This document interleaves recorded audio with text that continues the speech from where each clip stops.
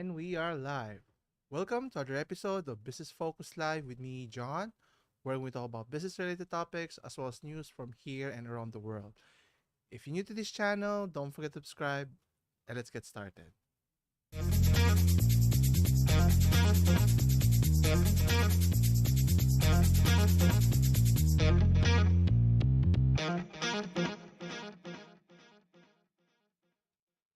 And we're back. Thank you for joining me today. So today is March 11th, 2023 on a Saturday afternoon.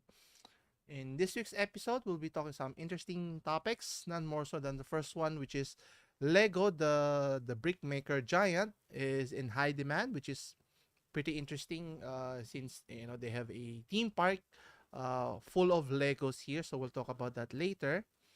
Another interesting topic is in terms of college education, in particular in the United States, wherein typically if students wants to study in universities or big universities as that, if you don't have the resources or the financial capability to afford your tuition, you can take a loan. But obviously, there's a difference here in terms of if you cannot pay for it, your the school can come after you until you pay your debt in full, which is a big issue which we're going to talk about in a bit.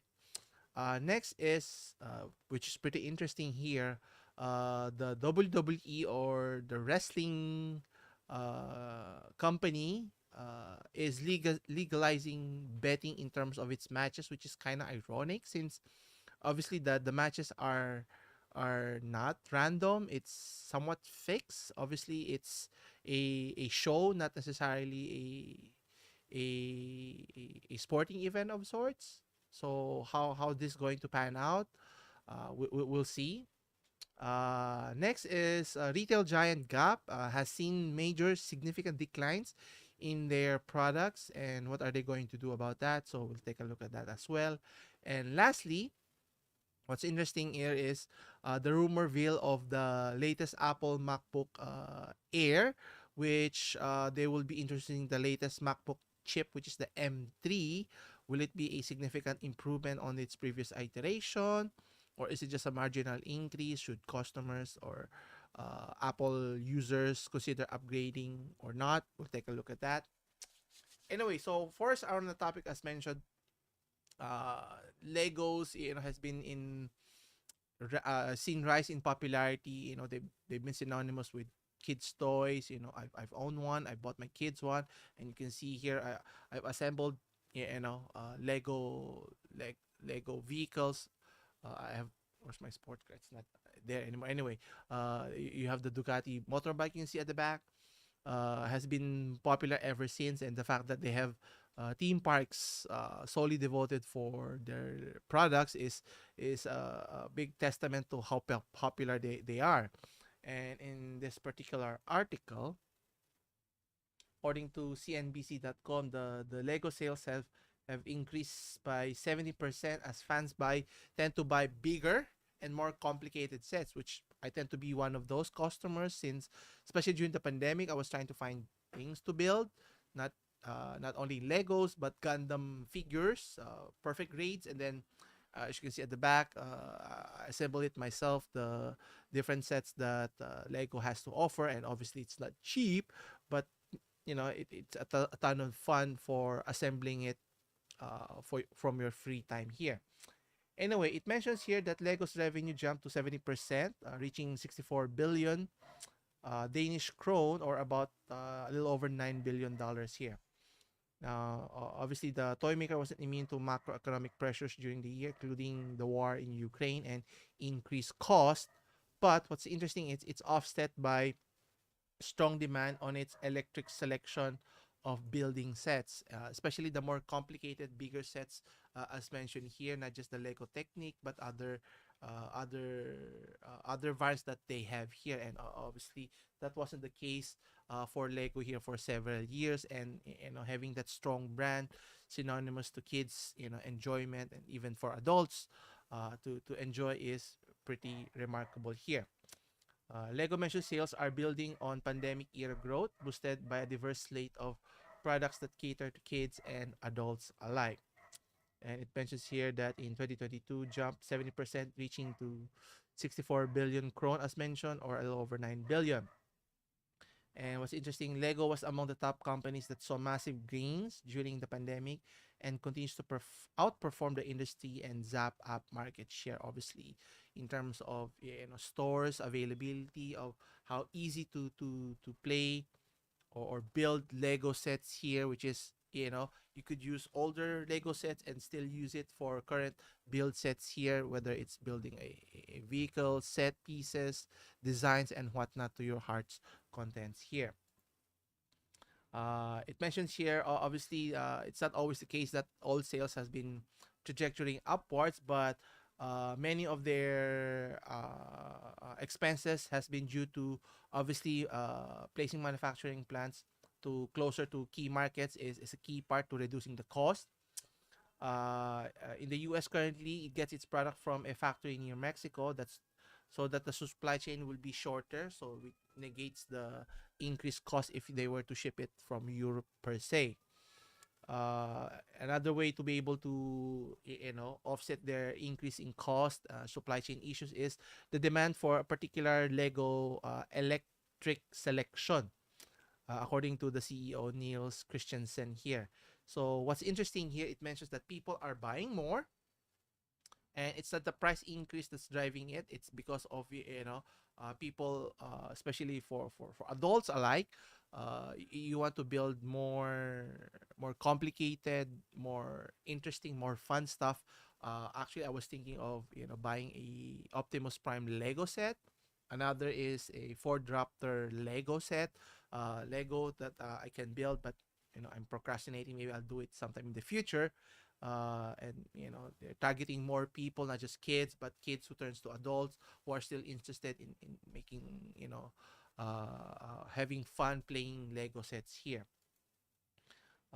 It mentions that according to the CEO, that the strength of Lego's brand and its diverse product line that hits a variety of passion points and its strong performance during last year. And obviously, not only basic Lego sets for kids, but for adults, then they also have team Lego sets. Let's say from famous TV shows like Friends.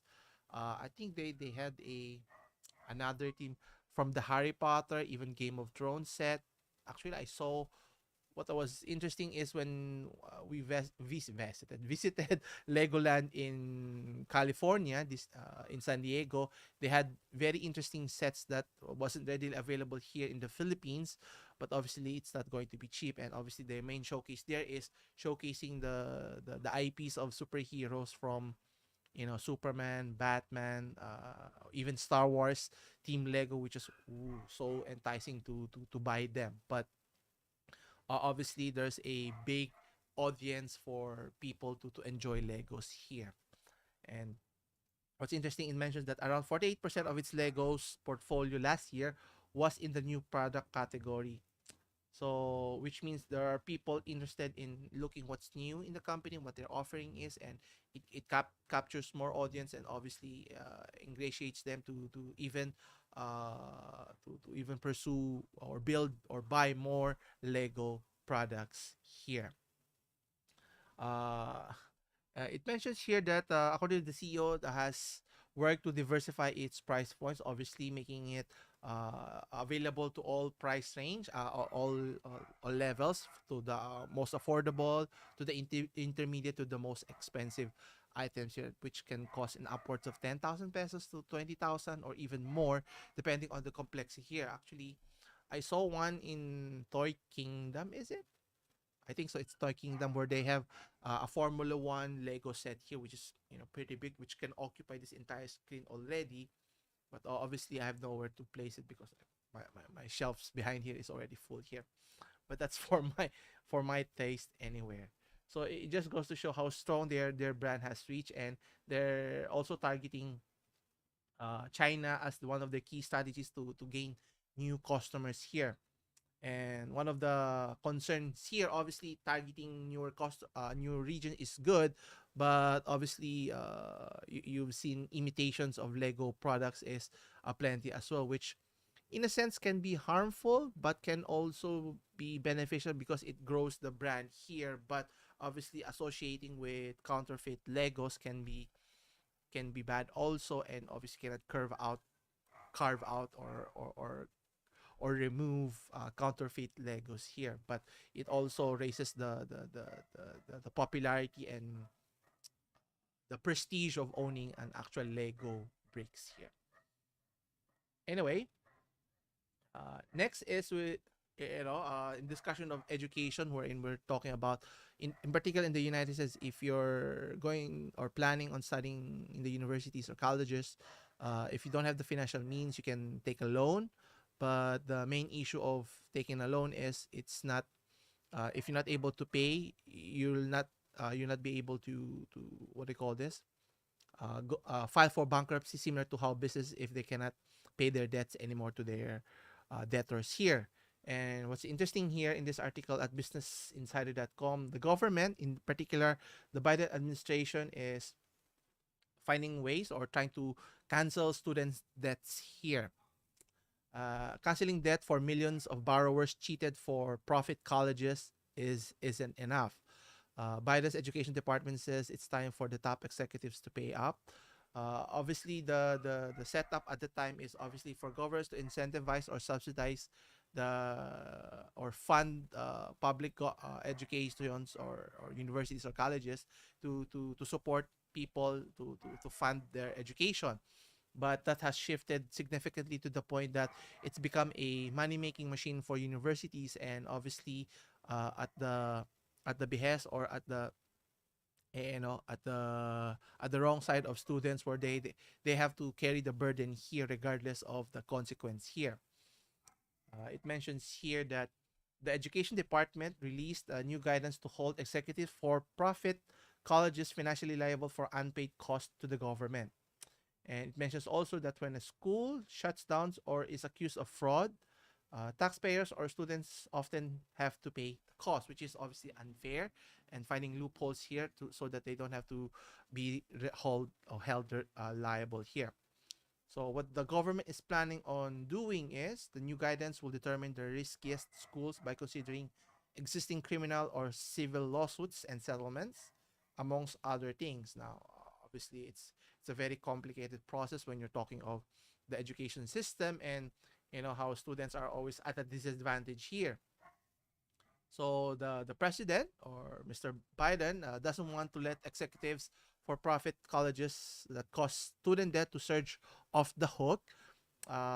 So meaning that the cost of unpaid debts defrauded by students should be the responsible of those executives who are managing the private colleges here.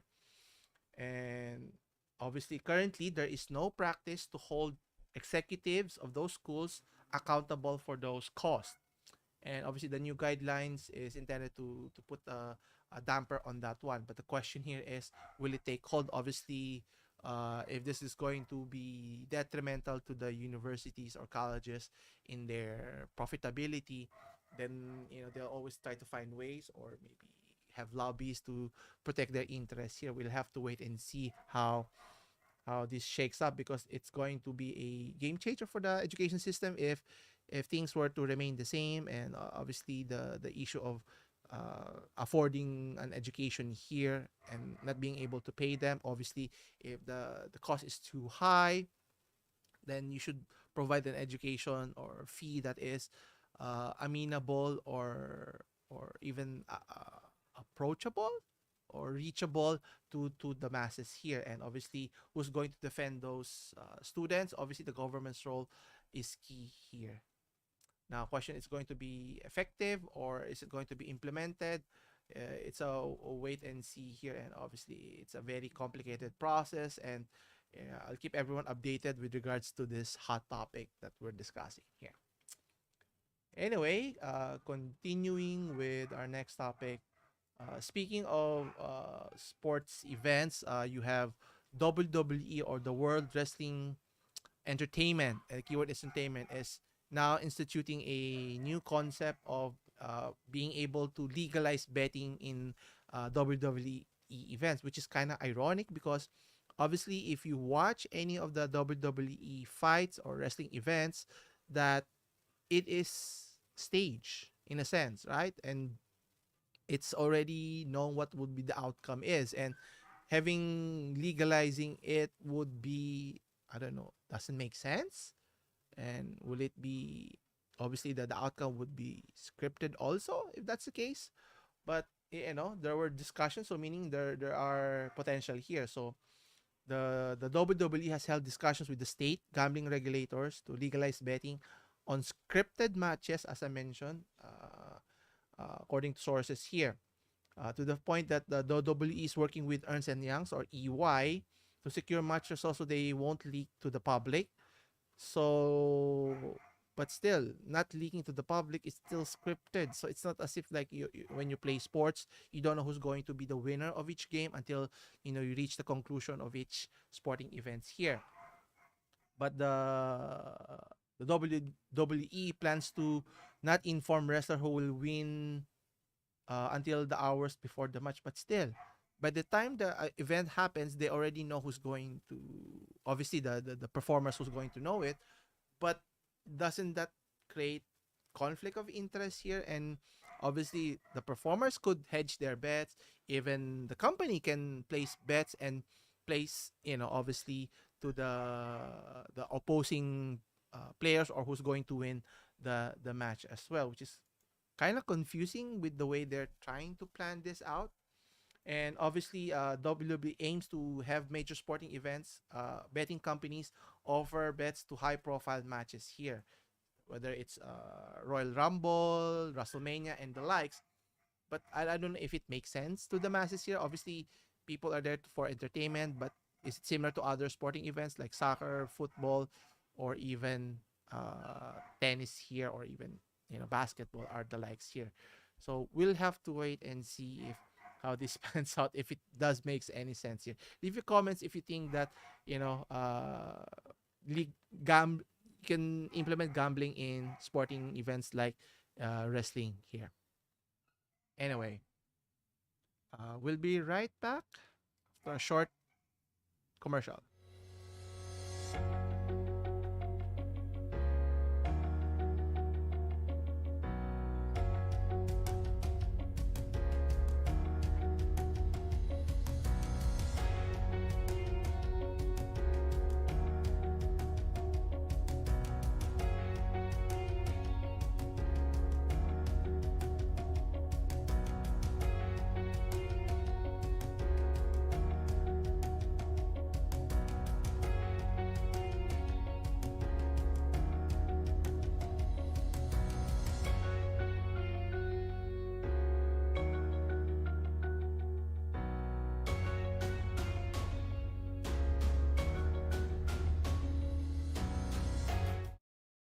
And I'm back.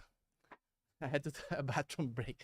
Anyway, so continue with our discussion here. So next is, we're verging now into the retailing section, in terms of Gap, as mentioned, one of the big retailers of selling shirts and different products, apparels, and whatnot, has bad news in terms of its dip in performance, and has announced big losses, declining sales, and obviously, due to the pandemic, the preference of consumers buying their products, and obviously competition, stiff competition, has significantly affected the performance of Gap as a whole here. And according to CNBC.com, there's going to be a big shakeup in terms of the executive positions due to the poor performance here. And it mentions here that Gap fell short of Wall Street's expectation on the top and bottom line, which is never good if running a big business like Gap. So, and take note that the retailer includes other brand names such as Banana Republic, you have Old Navy, and even Atleta, which announced that a series of executive changes is necessary. Now, I don't know if that's going to do anything unless they remove those executives to cut on their cost. And obviously, why the sudden decrease of their poor performance? Is it because of poor product, stiff competitions with other brands, other labels and whatnot? Obviously, for a company as big as Gap, one has to solidify its, if it's still relying on its brick and mortar services to consolidate in certain areas, in certain locations only, rather than expand too much. And obviously, having an online footprint is very critical to its survivability, making it accessible for other consumers, especially with the advent of e-commerce platform, and having access online readily available to the consumers is always critical here as well. Now, the company cleared out some of its inflated inventories, which are down 21% year over year. Now, obviously, overproduction, underestimating or overestimating the demand of their products can be, detrimental, and having holding costs in your inventory can rise, have a significant increase in your expenses, which would obviously hamper your reduction in your profitability, in your income statement, or your bottom line here. So the question here is, what are they going to do here? Because in terms of performance, their per share has declined from 75%, 75 cents versus to just 46 cents as expected. Then the revenue dipped from 4.36 to just 4.24. Now, obviously, a decline of a few hundred million here and there may not be much, but obviously, if that continues that trend, then obviously that's going to have a long term effect on the overall of the business. And as you've seen in years past, especially during the pandemic, a lot of companies have shut down, regardless if it's old or new companies. If their business is not on strong footing, that cannot withstand changes, innovations from other competitions, and whatever is necessary to survive, to compete, to thrive in an industry, then they'll follow suit with other companies as well here. Hopefully not, because obviously Gap is a very known apparel retailer in the United States and has reached here, even here in the Philippines. Not one of my favorite brands, but nonetheless, the fact they're able to put up shop here says that they have the ability to do that with other brands, as mentioned, as Old Navy, Banana Republic, and Atleta, as mentioned here. And obviously, understanding which of the product is catering to whom, which demographic is important, and attack that with haste, so that they can maximize their profitability. And if any of those brands are lagging behind, maybe they need to shut it down, sell it off, whatever the case may be, so that they can stay afloat and maintain their status in the marketplace here. Anyway, for our last story, so if you were listening earlier, that with regards to the Apple rumorville, if you're interested in Apple products, or if you're an Apple user, there's a new news, or a rumor regarding the latest or upcoming MacBook Air, with featuring the latest MacBook chip, or the M3 chip, which will feature an 8-core processor here. Now, obviously, they've moved away from Intel processor, which is a big mistake for Intel here. But anyway, so if you're an Apple user, is it a better offering here? So let's take a look in the article here. Now, obviously, having more core count is always good for multitasking purposes.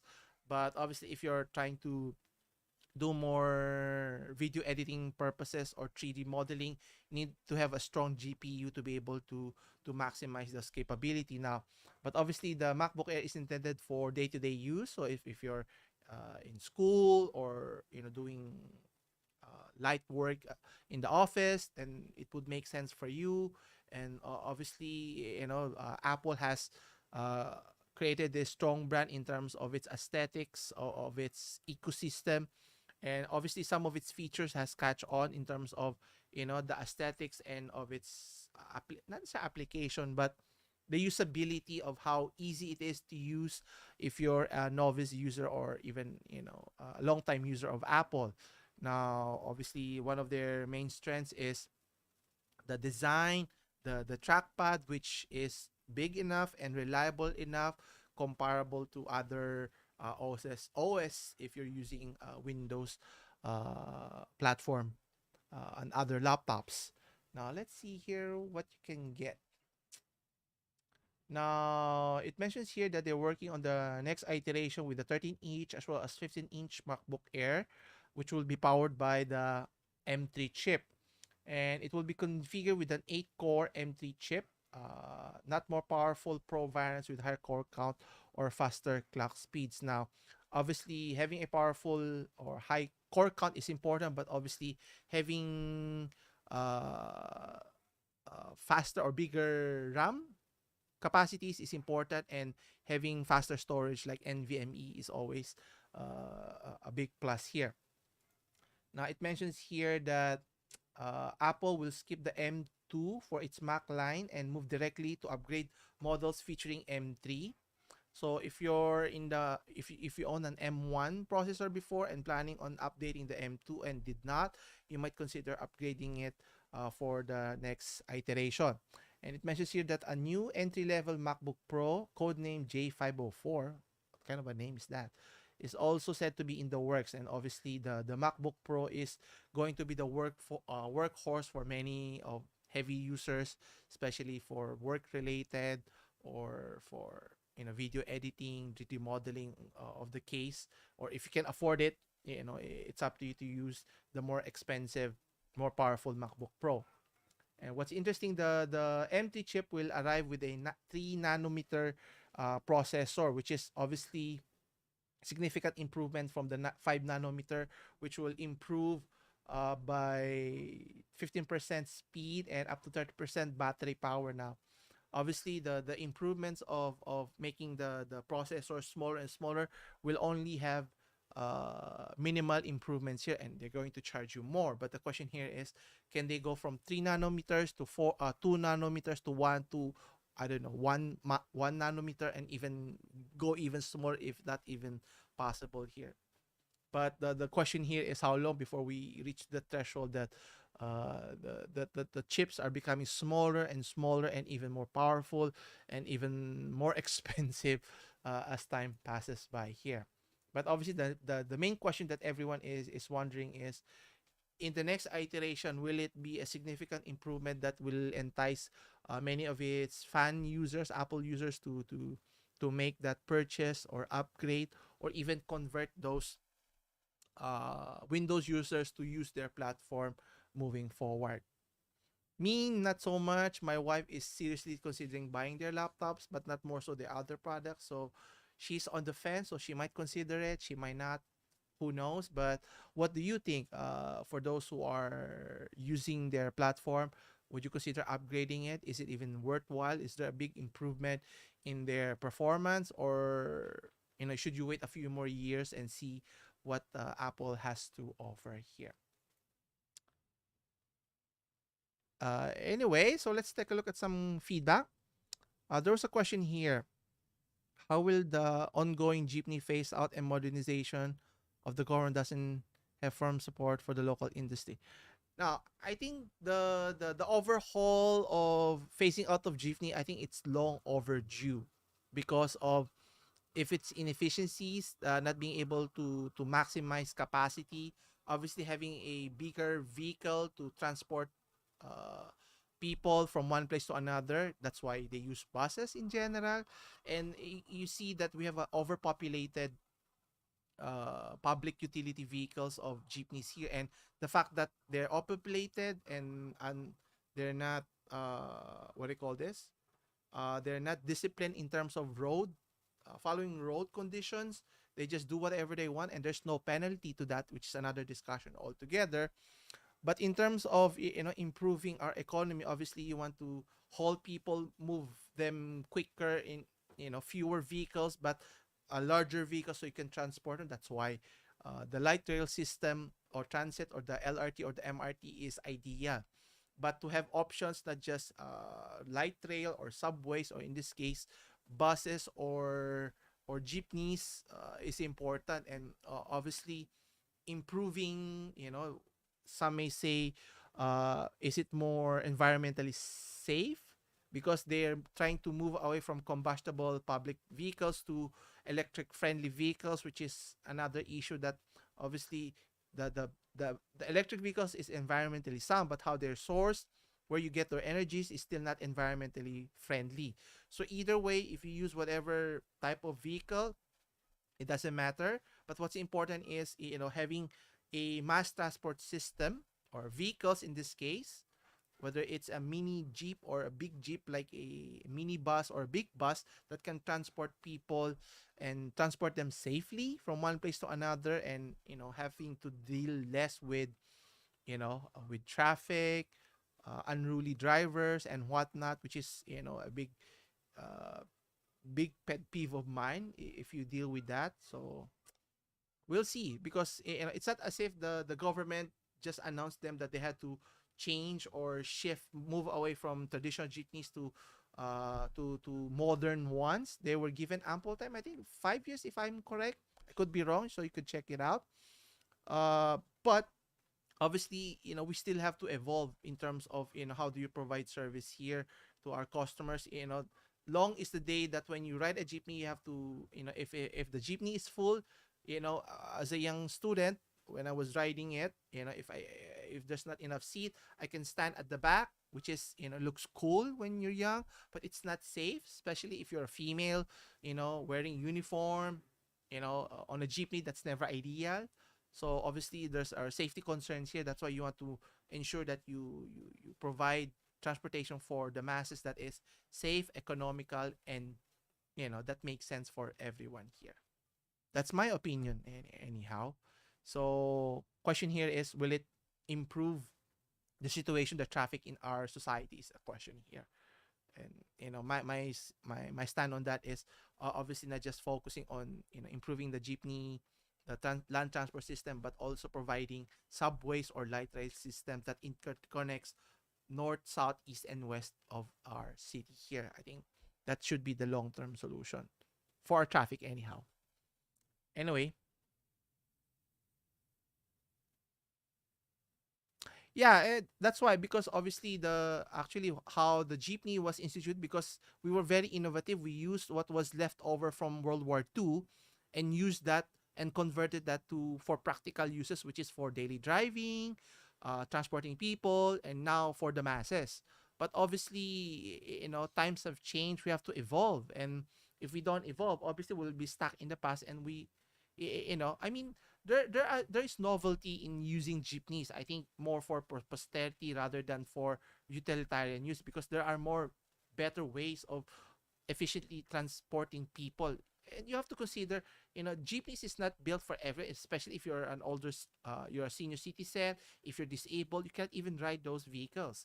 But for big buses, like in other countries, that they've made it so easy that anyone could ride those vehicles safely and get from point A to point B, and and not deal with traffic, and having individual lanes for those buses, for those public vehicles. I think it's a good idea.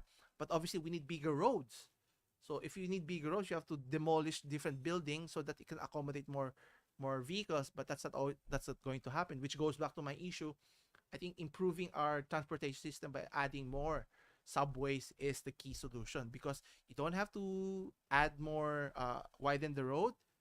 You can lessen the public vehicles, but you can transport even more people here. But that's just my opinion. Yeah, actually, I miss riding jeepneys if I'm driving, and I've been driving for the better part of 10-20 years. So it's enjoyable, but if you do this every day for most of your life, it's not fun, especially here in our country where it's full of smog, dust, and don't get me started that if you're stuck in traffic and you're wearing very if you're flaunting your phones or your watches, and you get your items stolen when the jeepney is in stop.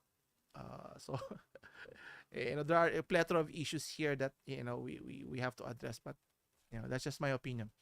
Anyway, that's about it. Thank you for joining me today. So if you have any comments on any of our topics today, leave your comments down below and let's have a discussion here. As always, yeah, actually, Japan underground. Actually, it depends. That's why urban planning is critical. And it would depend on the location if it's sound to build subways or not. Because if you cannot build underground, you can build it overground. That's why you can see in Japan they do that in combination. Taiwan has that. But in Hong Kong they have primarily subways, but in Singapore they have a mix of both. But the question is it interconnected? If it's interconnected, that can imagine if you can connect the Luzon areas, let's say from as far north as in Bulacan, you can connect people as far south in Cavite by just riding the subway or the public light rail transit, whatever you want to call it. It would make sense, so you can progress more people, get people to work, better businesses, better economy. It has a positive impact to individuals as well as to businesses and to our economy as a whole. But we're still at a snail space here, which will take a longer time. Hopefully, in my lifetime, maybe not. Maybe in your lifetime, hopefully. We'll see. Anyway, that's it for today. Come back again on. Hopefully, I can do this regularly on a Saturday afternoon for more business focused life. But if you're interested in my other videos, I have topics on Monday checklist, and then my regular videos on Wednesday's business update. As always, I'll see you in the next one. Take care.